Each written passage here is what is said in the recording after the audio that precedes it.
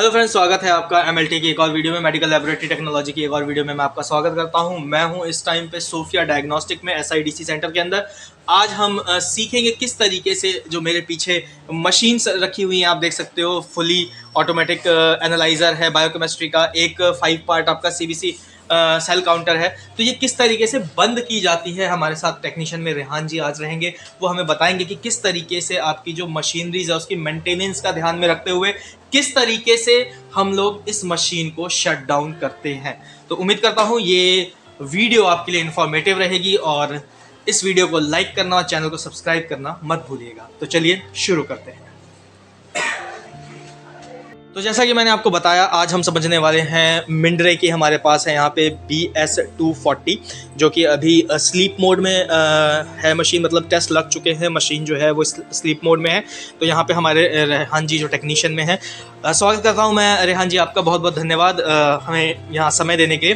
तो यहाँ पे आप देख सकते हैं कि स्क्रीन जो है आपकी यहाँ शो हो रही है। तो सर, किस तरीके से इस मशीन को शट डाउन करते हैं, क्या क्या चीज़ें हैं? पहले तो बेसिक मैं जानना चाहूँगा कि मशीन जब हमारी ऑन होती है तो उस टाइम पे वो कुछ अपने आप को प्रिपेयर करती है, क्लीन करती है। ओके, मतलब खुद को क्लीन करती है, प्रोब क्लीन करती है, रिएजेंट्स वगैरह चेक करती है कि सारे हैं नहीं है, और शट डाउन करते वक्त भी कुछ चीज़ें वो करती होगी जिससे उसकी मेंटेनेंस बरकरार रहे, वो मशीन ख़राब ना हो। तो आज हम जानना चाहेंगे कि जब मशीन को शट डाउन कर रहे होते हैं तो क्या क्या चीज़ें हमें ध्यान रखनी होती है, क्या क्या क्या उसका स्टेप्स, क्या प्रोसीजर है। आज प्लीज़ हमें आप करके बताएं। सर, सबसे पहले हमें जब मशीन को हम शट डाउन करेंगे, सबसे पहले हमें देखना है कि मशीन किस मोड में है। इस टाइम मशीन स्लीपिंग मोड में, स्लीप लिख रहा है, आपको दिख रहा होगा। ओके, स्क्रीन पे आप देख सकते हैं कि यहाँ पे स्लीप मोड जो है वो मेंशन हो रखा है। इसका मतलब मशीन इस वक्त स्लीप मोड में है। सबसे पहले हम मशीन को ऑन करेंगे। ओके, तो इसका प्ले बटन क्लिक कर देंगे। ओके, तो जैसे ही प्ले बटन पे क्लिक किया, यहाँ पे प्रोब, जो ये वाली प्रोब है आप देख सकते हैं, ये मूव किया। इस दूसरा वाला मिक्सर प्रोब मूव किया। रिएजेंट वाला जो ये पूरा व्हील है ये मूव किया है। अभी मशीन के आप साउंड भी शायद सुन पाएँ, और अगर मैं दिखाने की कोशिश करूं पूरे ध्यान से तो आप देख पाएंगे कि किस तरीके से प्रोब्स वगैरह जो हैं यहाँ पे वो वर्क करती हैं, कैसे ये सारा कंप्लीट अभी ये एक्टिव हो रही है अपने आप को। यहाँ आप स्क्रीन पे मैं साइड में दिखा देता हूँ, यहाँ देखिए इंक्यूबेशन लिखा हुआ आ रहा है। डेट मीन्स कि ये जो आप देख पा रहे हैं यहाँ पे ये इंक्यूबेशन लिखा हुआ आ रहा है। ये इंडिकेट कर रहा है कि मशीन अपना टेम्परेचर तैयार कर रही है, स्लीप मोड से वापस आ रही है। मतलब मशीन, अगर आम भाषा में कहूँ तो मशीन जो सो गई थी वो वापस से उठ रही है, तैयार कर रही है कि कोई टेस्ट लगाना होगा तो वो टेस्ट लगाएगी। ओके सर, यहाँ थोड़ी सी तब तक मैं जानकारी देता हूँ। इसको हम लोग कहते हैं व्हील, जिसमें आपका रिएजेंट और सैंपल रहता है। यहाँ देख सकते हैं जो कैप्स छोटी छोटी ये है, ये आपके सैंपल की हैं। ये जो ब्राउन कलर का आप देख रहे हैं ये रिएजेंट है। ये व्हील का लॉक है, ऊपर हैंडल का ये जो डॉट सा दिख रहा है ये लॉकिंग पार्ट है। ये आपका प्रोब है जो रिएजेंट और सैंपल दोनों एस्पिरेट करता है, वो अदर मिक्सिंग वगैरह के लिए है। ये मिक्सर का है, ये इसके अंदर एक्टिव स्टेज है, इसमें जाके वो सैंपल जो है वो प्रॉपरली रीड करता है। Correct sir? जी सर। ठीक है, और इसके आउटर का तब तक हम दिखा देते हैं। आउटर में देखेंगे ये पावर बटन है आपका, ये फ़ैन इंडिकेटर्स हैं। इसके अंदर कुछ रिएजेंट कंसोल्स हैं, पीछे वायरिंग कंसोल्स हैं। यहाँ देख सकते हैं आप, एक पावर बटन यहाँ पे भी आपका दे रखा है, बाकी पूरा पैक्ड है। इसके साथ में ये आपका डिस्टिल वाटर का कैन है, दूसरा उसका डिटर्जेंट कैन है, और इसका वेस्ट वाला जो पार्ट है वो यहाँ से आप देख सकते हैं कि ये प्रोब्स हैं, अलग अलग इंडिकेटर केबल्स प्रोब्स हैं, जहाँ से ये वेस्टेज पाइप जो निकल के ये आपका प्रॉपर वेस्ट बैग है। सर, एस्टिमेशन अगर मैं जानना चाहूँ आपसे कि कितने दिन में आपको इसे चेंज करना पड़ता है? सर, वो सैंपल के अकॉर्डिंग बात होती है, किस हिसाब से हमारे पास सैंपल आ रहे हैं। अगर ज़्यादा क्वांटिटी में आ रहे हैं तो पर डे होता है, कम क्वांटिटी में आता है तो नेक्स्ट डे होता है। अच्छा, मतलब अगर सैंपल लोड हमारे पास अच्छा खासा है तो हमको सेम डे पे ये 5 लीटर का जार है सर, 10 लीटर का?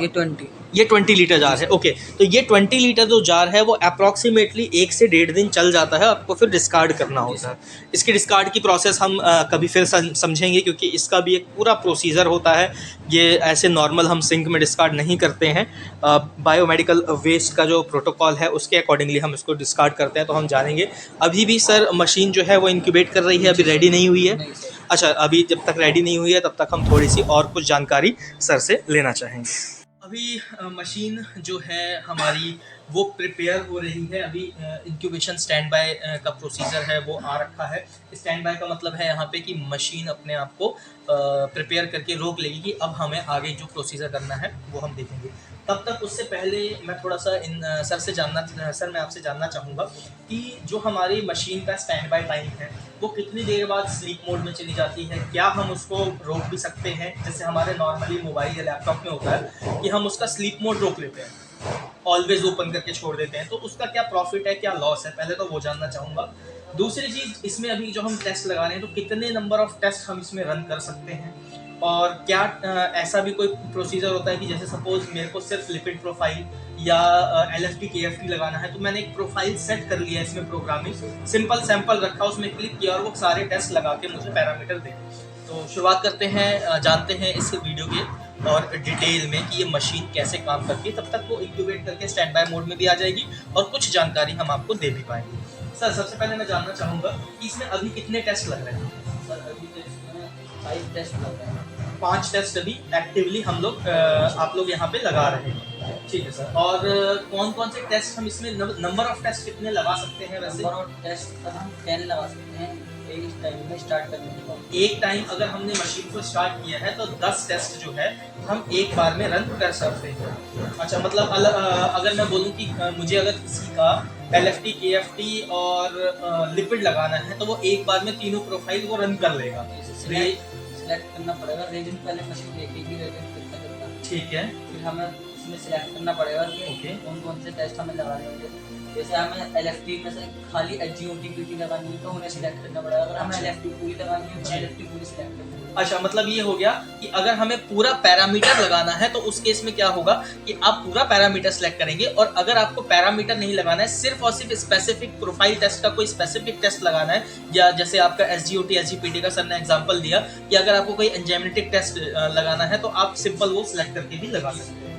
एक बार में सर हम मैक्सिमम नंबर ऑफ सैंपल कितने चला सकते हैं इसके अंदर? एक बार में 40 चला सकते हैं। 40 सैंपल हम एक बार में रन कर सकते हैं। मतलब हमने 40 अलग अलग सैंपल रखे और टेस्ट सिलेक्ट कर लिया, उस 40 में वो टेस्ट लग जाएगा। ओके, ठीक है सर, ये तो होगी इसकी टेस्ट की जानकारी। मतलब अच्छी खासी ये लोड, मतलब 40 सैंपल का लोड ये निकाल देती है। सर वैसे एक टेस्ट करने में सपोज एग्जांपल के तौर पे हम लेना चाहेंगे कि ग्लूकोज का बहुत अच्छा एग्जांपल, सिंपल एग्जांपल रहता है, तो सर मैं ग्लूकोज का ही जानना चाहूँगा कि जैसे मैंने अगर ग्लूकोज टेस्ट इसमें लगाया तो ग्लूकोज टेस्ट कितने टाइम पीरियड में ये एक सैंपल का रन करके देती है? सर मिनिमम 15 मिनट में, मतलब मिनिमम 15 मिनट में सिंगल्स लेगी, मतलब वो पूरा राउंड पहले करेगी, और फिर अगर हमने 40 के 40 सैंपल एक बार में लगाए तो मैक्सिमम मतलब इसका मतलब ये हो गया कि 10-12 मिनट तो ये अपने आप को एक्टिव करने में ले लेती है। उसके बाद नंबर ऑफ लोड ज्यादा हो तो उतना ही कम टाइम लेती है वो, क्योंकि एक ही बार में वो एक्टिव हो गई। ओके, बहुत बहुत धन्यवाद सर इस चीज के लिए। मेरे ख्याल से मशीन भी अब तैयार हो गई स्टैंड बाय मोड में। तो चलिए जानते हैं कि अब आगे का क्या शटडाउन का प्रोसीजर होता है। तो जैसा कि आप देख सकते हैं यहाँ पे मशीन जो है वो स्टैंड बाय मोड में आ गई है, मतलब एक्टिव हो चुकी है यहाँ पे।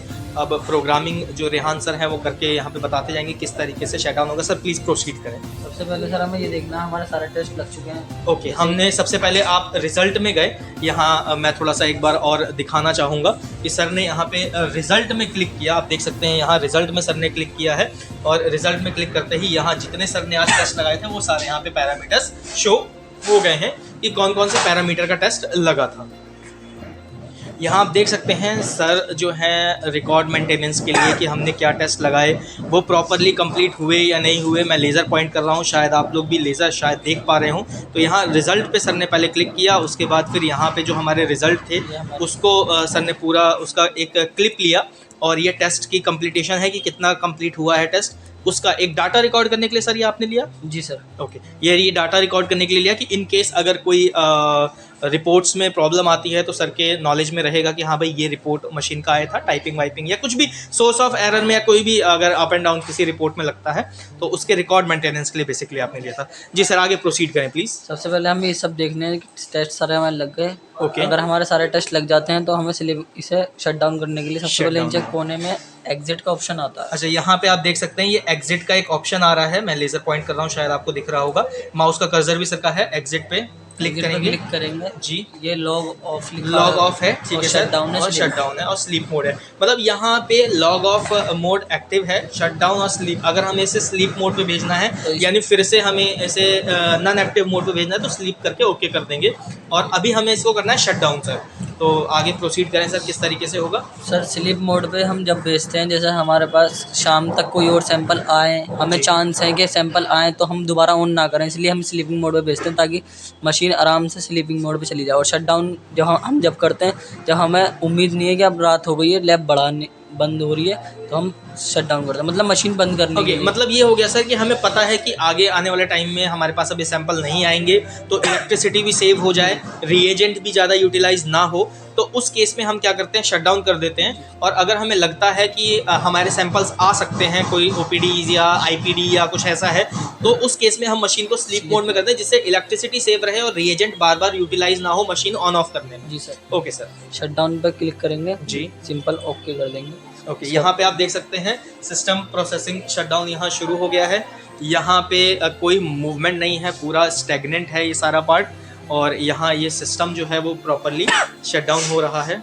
नॉर्मल जैसे कंप्यूटर शटडाउन हुआ सर वैसे ही शटडाउन है इसमें। जी सर, और तो कोई एक्स्ट्रा नहीं है इसमें। यहाँ पे भी कोई प्रोब मेंटेनेंस वगैरह कुछ भी नहीं है। वो जैसे ही वो एक्टिव मोड में आई थी अपनी स्लीप मोड से स्टैंड बाय मोड में आई थी, तो वो प्रोब जो थी वो एक्टिव हो गई थी, सारे रिएजेंट ओके हुए थे।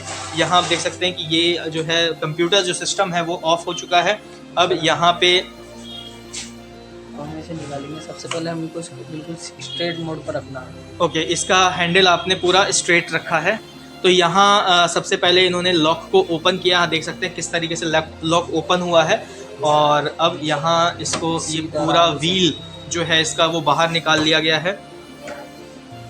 व्हील बाहर निकालने के बाद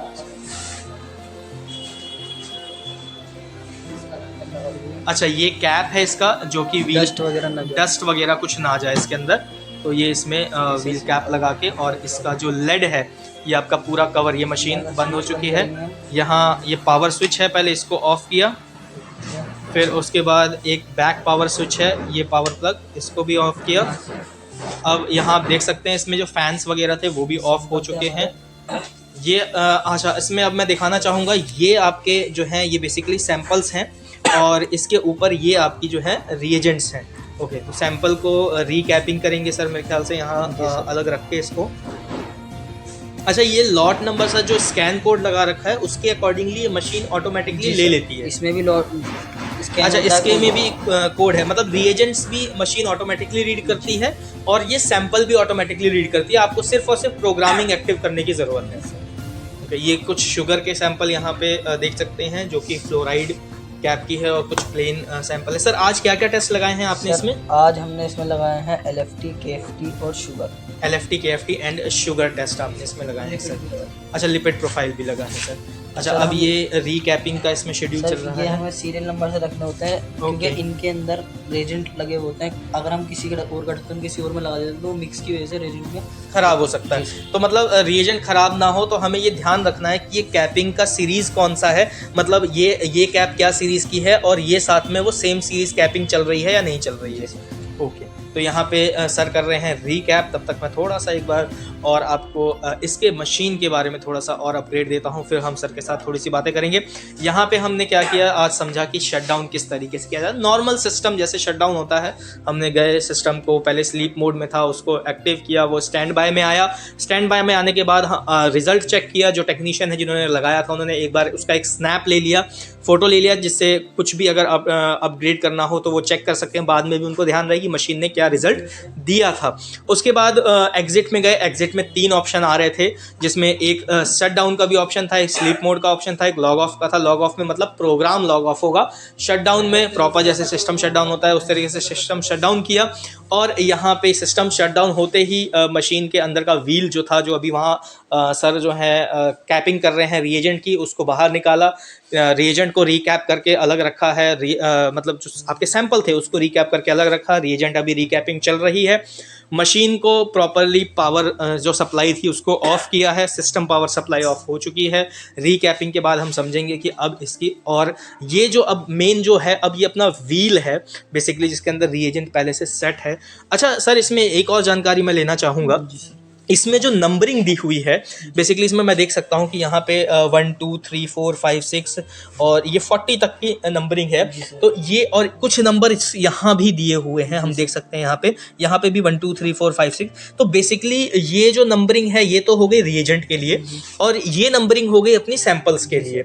तो यहाँ पे जैसे मान लीजिए अगर हमने रिएजेंट एक्सचेंज हो गया गलती से, तो हमें उसमें सिस्टम में भी फिर चेंज करना पड़ेगा। यस सर, सिस्टम में चेंज करना पड़ेगा क्योंकि हमें सिस्टम में पहले से इन नंबरों को अकॉर्डिंग फीड कर रखा है। अच्छा, इन नंबरों के अकॉर्डिंग आपने सिस्टम में फीड कर रखा है कि नंबर 1 पे क्या टेस्ट लग रहा है, नंबर 2 पे क्या टेस्ट लग रहा है, वो फीडेड है। अगर ये बॉटल्स चेंज होती है, बहुत ध्यान रखने वाली चीज़ है कि अगर ये बॉटल्स चेंज होती है तो आपको ये ध्यान रखना है कि आपका टेस्ट जो है वो भी गलत हो जाएगा। सपोज आपने नंबर 1 पे ग्लूकोज रिएजेंट लगा रखा है और आपका बॉटल चेंज हो जाती है, वो नंबर 2 पे चला जाता है और आप प्रोग्रामिंग बॉटल 1 की करते हैं, तो वहाँ क्या होगा, आपका रिजल्ट ही चेंज हो जाएगा, गलत हो जाएगा, वो ले नहीं पाएगा प्रॉपरली। तो हमें रीकैपिंग के साथ साथ में ध्यान रखना है कि इस व्हील में जब भी आप यूज़ कर रहे हो इसको बार बार बॉटल्स को निकालें या डालें नहीं जब तक वो ख़त्म नहीं होता है। अच्छा सर, एक चीज़ और पूछूंगा इसमें मैं कि जैसे अभी आपने रिकैप कर दिया, सपोज़ कोई रिएजेंट आज ख़त्म हो गया इसमें से, तो उस केस में आप क्या करते हैं, जो नया लॉट लगाएंगे इसमें उसको मतलब सिंपली ऐसे रख देते हैं या कुछ तरीका है उसका? जैसे हमारा ये खत्म हो जाता है जी, ये हमारा AST यानी कि HGPT जी, ये HGPT हमारी अगर खत्म हो जाती है, खत्म ही होने वाली है वैसे जी, तो हम दूसरा सैंपल लेंगे, उसमें भी ऐसे ही बारकोड होगा। ओके, पहले मशीन में रखेंगे, मशीन उसे स्कैन करेगी, फिर उसमें हम फीड करेंगे कि जैसे 4 नंबर पे है तो 4 नंबर पे हमारा HGPT। ओके, मतलब ये जो AST है आपका, AST बारकोड, ये मशीन जब चेंज होगा तो ऑटोमेटिकली वो रीड करेगी, फिर वो आपके डेस्कटॉप पे इंडिकेट करेगी और वो फिर आप नंबर उसको फीड करोगे कि किस नंबर पे आपने उसको रखा हुआ था। बहुत बहुत शुक्रिया सर, बहुत ही अच्छा लगा आपसे मिलके। यहाँ पे ये आप देख सकते हैं, ये हमारी सोफिया लैब की डायग्नोस्टिक सेंटर की है। यहाँ पे आप देख रहे हैं, यहाँ पे आपका पूरा टेबल पे हेमाटोलॉजी और बायोकेमिस्ट्री, आज हमने बायोकेमिस्ट्री शटडाउन का देखा। जल्द ही मैं आपको हेमाटोलॉजी और बाकी लैबोरेटरी के पार्ट्स के बारे में भी बताऊंगा। यहाँ पे सेमी की एक वीडियो थी, वो भी हम देख चुके हैं। प्रोग्राम कैसे फीड करते हैं मैं वो भी बताऊँगा, बने रहें हमारे साथ। और जैसा कि अभी हम समझ रहे थे शटडाउन की वीडियो में, और एक पार्ट जो बहुत इम्पॉर्टेंट था मैं भी मिस कर गया, सर ने मुझे अभी जस्ट बताया कि शटडाउन मशीन तो हो गई है लेकिन हमें पावर बैकअप का शटडाउन भी करना होता है जिससे हमारा कोई भी इलेक्ट्रिसिटी वेस्टेज ना हो। तो रेहान सर प्लीज़ बताइए किस तरीके से पावर शटडाउन किया जाता है इसका। यहाँ आप देख सकते हैं UPS होता है, ये आपका UPS है सर, ठीक है। ये 239 से ज़्यादा नहीं बढ़ेगा। ओके, ये इतनी बिजली हमें दे रहा है और ओके, जो इसके अंदर जो बैटरी होती है वो 230 से ज़्यादा नहीं लेती। अच्छा ठीक है सर। इसे शट डाउन करने के लिए यहाँ पे ऑफ एंटर होता है, इसको प्रेस रखना है जी, ये हो गया। ओके, अब ये हमने ऑफ हो चुका है, ऑफ कर देना। यहाँ पावर स्विच ऑफ कर दिया है। Thank you sir so much. ये नॉर्मली जैसे आपका UPS रहता है उसको पावर ऑफ किया, ये इम्पॉर्टेंट है क्योंकि इससे आपकी इलेक्ट्रिसिटी कंजप्शन जो है उसको आप कंट्रोल कर सकते हैं। यहाँ पे सारे पावर्स जो हैं वो ऑफ़ कर दिए गए हैं, सामान सारा प्लेसिंग कर रहे हैं सर, सारा सामान जगह पे रख रहे हैं। बहुत बहुत धन्यवाद सर आपका हमें टाइम देने के लिए। उम्मीद करते हैं आगे भी हम आपके साथ जुड़े रहेंगे और जानेंगे कुछ और नई वीडियो के बारे में।